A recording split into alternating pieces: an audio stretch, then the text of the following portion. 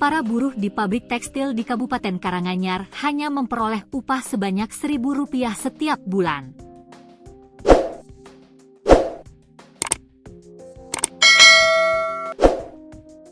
Pemberian upah tersebut terjadi saat para buruh setelah dirumahkan.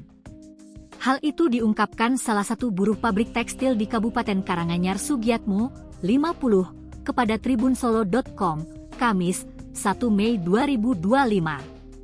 Warga Desa Karangmojo, Kecamatan Tasikmadu, Kabupaten Karanganyar ini mengaku dirinya sudah dirumahkan sejak Juli 2024.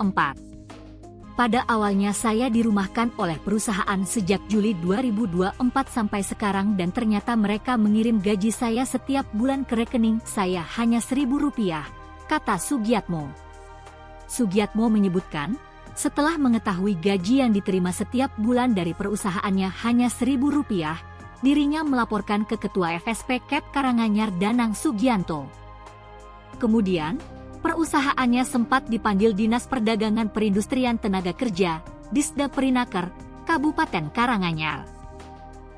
HRD sempat dipanggil dinas terkait pemberian upah Rp1.000 per bulan, alasan mereka bilang ini bukan mainan dan beralasan itu untuk menghidupkan rekening ban para buruh biar gak mati, kata dia. Sugiatmo mengatakan bersama rekan buruh yang senasib menyampaikan gugatan pengadilan hubungan industrial. Hasilnya, hakim memutus perusahaan wajib membayar hak-haknya bersama kawan-kawan buruh yang senasib.